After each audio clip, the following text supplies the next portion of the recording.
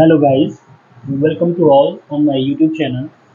Today we are live now for the further study of the article. Okay friends, कल हमने articles के कुछ previous points को हमने डिस्कस किया था, जो कि हमने इंडेफिनेट आर्टिकल ए और एन के बारे में हमने स्टडी की थी। अब ए और एन इंडेफिनेट आर्टिकल को फिनिश करने के बाद आज हम डेफिनेट आर्टिकल द के बारे में हम बात करते हैं। अब ये जो डेफिनेट आर्टिकल जो द है, द का यूजेस क्या क्या है, इनको कहाँ कहाँ हम यूज़ करते हैं।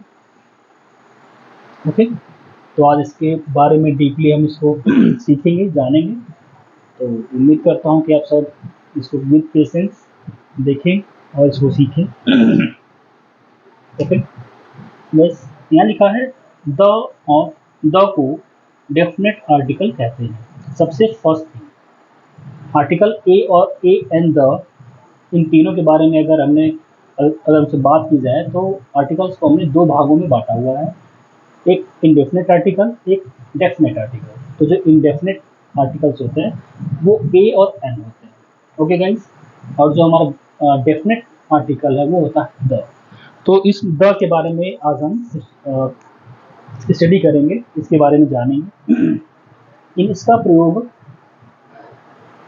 उस नाउन के पहले होता है जो खास, निश्चित या पूर्व परिचित हो। कहने का मतलब ये है कि द उस नाउन के पहले प्रयुक्त किया जाता है जो किसी स्पेशल वन के बारे में बात करे, जो किसी पूर्व परिचित किसी व्यक्ति के बारे में बताए। तो इस कंडीशन में हम डेफिनेट आर्टिकल द का प्रयोग करते हैं। इसकी चर्चा पहले की जा चुकी हो, वक्ता और श्रोता जिससे भली भांति परिचित हो। कहने का मतलब है जो कहने वाला है और जो सुनने वाला है वो उस व्यक्ति को, उस पर्सन को अच्छे तरीके से जानता हो। तो इस तरीके के व्यक्ति, इस तरीके के जो भी लोग होते हैं, उनके नेम से पहले, उनके नाम, वो उन नाउन से पहले हमें आर्टिकल द का प्रयोग करना होता है। जैसे कि एक एग्जांपल है, लिखा हुआ है he is a boy. Okay guys, he is a boy, वह एक लड़का है। तो यहाँ बॉय से किसी लड़के का बोध होता है, ठीक है। हमने कह दिया कि ही इज अ बॉय, वो एक लड़का है। तो यहाँ पे कौन लड़का है, क्या है वो, हम उसके बारे में नहीं जानते हैं, ठीक है। सिर्फ इंडिकेट कर दिया गया है कि वह एक लड़का है। परंतु ही इज द बॉय से किसी निश्चित लड़के का बोध नहीं होता है जिससे श्रोता एवं वक्ता परिचित है, जिसकी चर्चा पहले अवश्य हो चुकी है, अर्थात निश्चित पदार्थ, व्यक्ति, जानवर का बोध कराने के लिए हम द का प्रयोग करते हैं, ठीक है।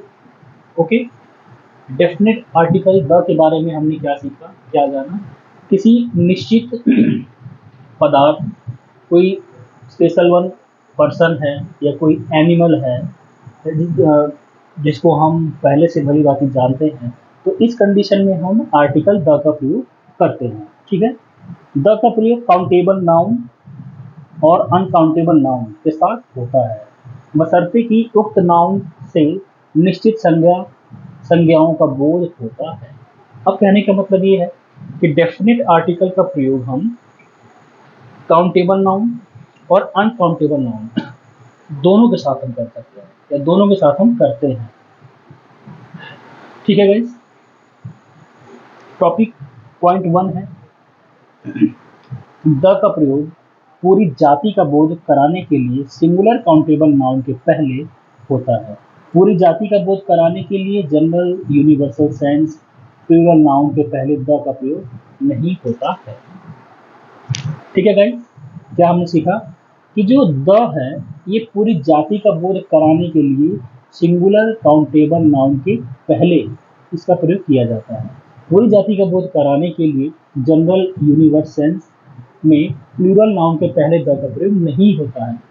अगर कोई जनरल सेंस है, अगर कोई यूनिवर्सल फैक्ट है और वो प्लूरल फॉर्म में है, वो जो नाउन है वो प्लूरल फॉर्म में है, बहुवचन के रूप में है, तो उस कंडीशन में हमने द का प्रयोग नहीं करना है। अब ध्यान से इन सेंटेंस को देखेंगे।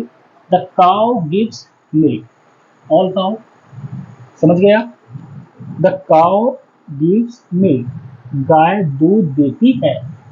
तो काउ से पहले जो द लगा है, द लगने का अर्थ ये हुआ कि वो पूरी काउ, जो भी उसकी जो भी पूरी गाय जाती है, पूरी गाय को डिनोट ये कर रहा है कि सभी जो गाय हैं वो दूध देती हैं। इसलिए यहाँ पे द का प्रयोग किया गया है, द काउ यहाँ पे लगाया गया है। ठीक है। Cows give milk, all cows, cows give milk. अब जो गायें हैं वो दूध देती हैं। ठीक है। तो यहाँ की सभी गायों के बारे में बात की गई है। The dog is faithful, dog क्या है, एक पर्टिकुलर एनिमल है जिससे हम ये समझते हैं कि ये बहुत ही वफादार और एक फेथफुल एनिमल होता है। तो यहाँ पे ऑल डॉग्स की बात की गई है।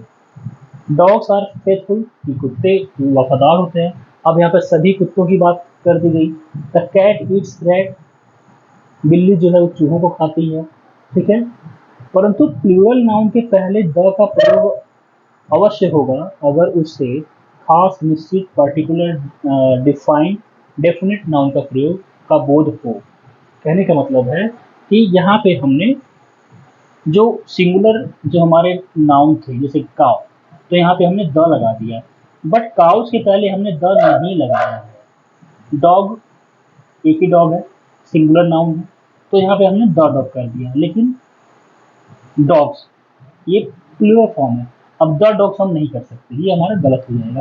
कह रहा है कि प्लूरल नाउन के पहले द का प्रयोग अवश्य होगा अगर उससे खास, पर्टिकुलर, डेफिनेट नाउन का हमें बोध हो। कहने का मतलब है कि द का प्रयोग हम तभी करेंगे जब उस नाउन का स्पेशली या उसकी स्पेशलिटीज को बताई जा रही हो। जैसे द बॉयज, अब आप इसको ध्यान से देखेंगे, यहाँ पे लिखा हुआ है द बॉयज। बॉय क्या है, एक अनकाउंटेबल प्लूरल नाउन है और इसके पहले यहाँ पे द लग गया है। क्यों लगा है देखते हैं। The boys of this school are very intelligent, मतलब ये उन सभी लड़कों के बारे में बात कर रहा है जो इस स्कूल के जो लड़के हैं, सभी लड़के जो हैं, बॉयज जो हैं, वो सभी इंटेलिजेंट हैं। Okay guys. अब है next, the books you gave me are very useful. अब बुक्स है अनकाउंटेबल प्लूरल नाउन है, फिर भी इसके साथ हमने द का प्रयोग किया है। क्यों किया है? क्योंकि जो बुक के बारे में बात कही गई है वो एक स्पेशल वन है। क्या? कि the book you gave me are very useful, जो किताब तुमने मुझे दी है वो बहुत ही उपयोगी है, वो बहुत ही यूजफुल है। तो इस कंडीशन में हमने देखा कि बुक के स्पेसिफिटी की बात की जा रही है, इसलिए यहाँ पे द बुक्स लिखा गया है। The boys who are playing in the field are my friends. The boys, वे लड़के जो खेल रहे हैं मैदान में, वे सभी मेरे दोस्त हैं। तो जो सारे लड़कों की बात की गई है, उनकी विशेषता क्या है कि वे सभी मेरे दोस्त हैं। ठीक है। तो इसलिए यहाँ पे द वर्ड किया गया। The mangoes on our trees are not yet ripe. पेड़ के उन सारे मैंगोज के बारे में बात की है जो अभी पके हुए नहीं है, इसलिए यहाँ पे द का प्रयोग हुआ है। कभी भी हम किसी विशेष थिंग, विशेष पर्सन के बारे में जब हम बात करते हैं तो वहाँ पे हम द का प्रयोग करते हैं। ठीक है। और जो द जो है ये डेफिनेट आर्टिकल है, डेफिनेट आर्टिकल से ही हमें पता चल रहा है कि ये वो आर्टिकल है जो नाउन के स्पेशलिटीज को बताती है। ठीक है।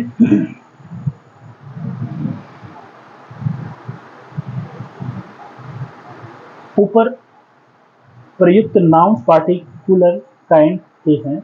ऐसा रेफरेंस स्पष्ट है कि कभी कभी यह रेफरेंस वाक्य में लुप्त रहता है, फिर भी द का प्रयोग होता है अगर वक्ता और श्रोता उससे पूर्व परिचित हो। जैसे जैसे मैं कहने वाला और आप सामने वाले जो या सुनने वाले, अगर हम दोनों ही उस व्यक्ति के बारे में जानते हैं या उस वस्तु के बारे में जानते हैं, ठीक है, तो उस स्पेशली थिंग्स या पर्सन के नेम से पहले हमने द का प्रयोग करना है। Okay guys. फर्स्ट पॉइंट है, काइंडली रिटर्न द बुक। श्रोता यह जानता है कि वक्ता किन किताबों के बारे में बात कर रहा है, अतः यहाँ यह कहना आवश्यक नहीं है कि kindly return the book that I give you. ठीक है, हम इस बात को यहाँ पे नहीं कहेंगे।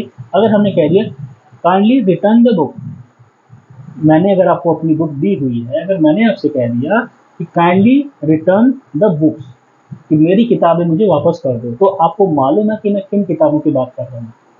तो यहाँ पे स्पेशल वन की बात हो गई कि मैंने जो आपको पर्टिकुलर जो किताबें दी हैं मुझे वो वापस चाहिए, तो इस कंडीशन में मैंने बुक्स के पहले द का प्रयोग किया। क्लियर हुआ? अब हम यहाँ पे kindly return the books that I gave you, ये पूरा सेंटेंस हमें कहने की जरूरत नहीं है, आप बस इंटेंशन समझ जाएंगे। काइंडली रिटर्न द बुक्स, मुझे मेरी किताबें वापस कर दो। The boys are coming tomorrow, मतलब द बॉयज, अब बॉयज के पहले द लग गया कि लड़के जो हैं कल आ रहे हैं। कौन लड़के? वे पार्टिकुलर लड़के जिनके बारे में हम जानते हैं, वे लड़के कल आ रहे हैं। ओके गाइस, अगर यहाँ पे हम द हटा देते, सिर्फ हम लिख देते कि बॉयज आर कमिंग टुमारो, लड़के आ रहे हैं। ठीक है, लड़के कल आ रहे हैं। अब ये नहीं पता होता हमें कि कौन से लड़के आ रहे हैं। अगर द बॉयज लग गया है तो हमें पता है कि कौन से लड़के आ रहे हैं, सोहन, मोहन, राम, अजीत, सुजीत, कौन आ रहा है, तो हमें ये पर्टिकुलर मालूम है। ठीक है। द हॉर्सेज आर डेंजरस, कौन से घोड़े? यहाँ कुछ खास निश्चित घोड़ों की चर्चा की जा रही है, वक्ता एवं श्रोता जानते हैं, मतलब उस पर्टिकुलर हॉर्स की बात की जा रही है जिसको बताने वाला और सुनने वाला दोनों ही उसको जानते हैं। ठीक है, ओके गाइस, तो इसलिए यहाँ पे द हॉर्सेज का प्रयोग किया गया है। हॉर्सेज आर डेंजरस, घोड़े खतरनाक होते हैं, मतलब सभी घोड़े सामान्य रूप से होते हैं। अगर हॉर्सेज की बात की जा रही है तो यहाँ पे पर्टिकुलर किसी 1, 2, 4, 10 घोड़े की बात नहीं की जा रही है, यहाँ पे सारे घोड़ों की बात की जा रही है कि वे खतरनाक। ओके गाइस, सो गाइस, उम्मीद करता हूँ ये क्वालिटी मटेरियल, ये ऑथेंटिक मटेरियल आपको समझ आई होगी, या आपके प्रिपरेशन में, आपके एकेडमिक लेवल स्टडी में आपकी बहुत काम आएगी। और मैं ये चाहता हूँ कि आप इसको हैंड रिटेन एक नोट बनाएं, साथ के साथ जो भी मैं डेली टू डेली अब वीडियो अपलोड करता हूँ, अगर आप इसको नोट के थ्रू पढ़ेंगे या इसका डेली टू डेली आप नोट बनाएंगे अकॉर्डिंग टू मी, तो मैं ये दावे के साथ कह सकता हूँ कि ये जो सेशन है, जो मैं ग्रामर सेशन जो चला रहा हूँ, ये आपके लिए बहुत उपयोगी होगा, या आपके लिए बहुत ही सार्थक सिद्ध होगा। अगर आपका ग्रामर बेस कमज़ोर है तो उसे मजबूत करने का ये बहुत अच्छा एक प्लेटफॉर्म है, जिसके माध्यम से आप अपने ग्रामर को मजबूत कर सकते हैं। ओके गाइस, आपको वीडियो अच्छी लगी हो तो please like and share. Thanks for watching this video.